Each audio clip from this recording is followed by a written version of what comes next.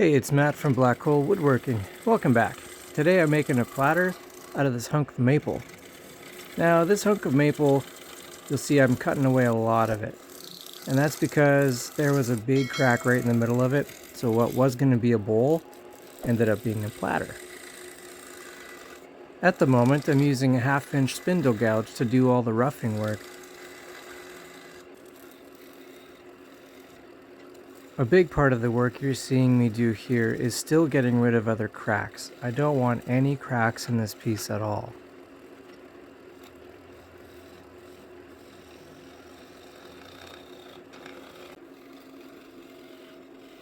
Now that I've gotten rid of most of the cracks, I'm starting to fine-tune the shape and get a nice clean cut so I have to do less sanding. This type of cut is a shear cut, and I'm actually cutting on the right side of the point of the tool. It makes for a really clean cut. You'll see here when I stop it, oh yeah, really clean. On the back side, still a little bit more to rough out.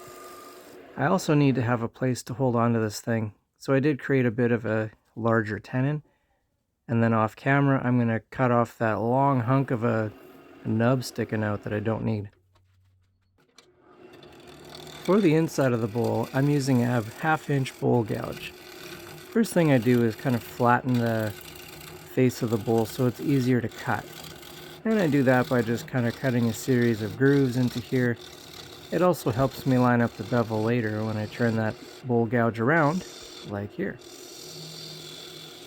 And I really just point straight into the wood and let the tool do the work. This is one of those things that is just a ton of fun hollowing out a bowl.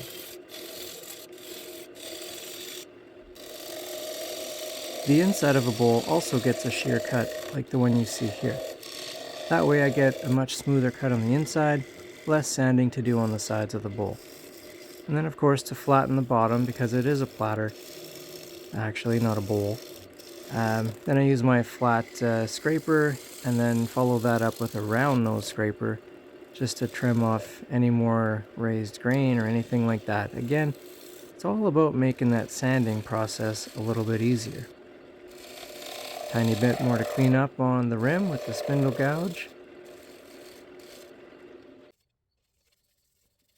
My finish of choice these days seems to be a version of a shine juice. Seems to work quite well.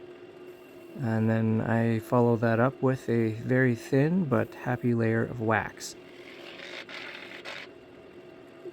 You really gotta buff that in there. So the last part of this is me just sort of really pushing on that piece of wood with my cloth and making sure that that wax and shine juice is all kind of buffed in. And then the last step here is to remove that tenon that it created. So I'm using the 1/2-inch spindle gouge again to do that.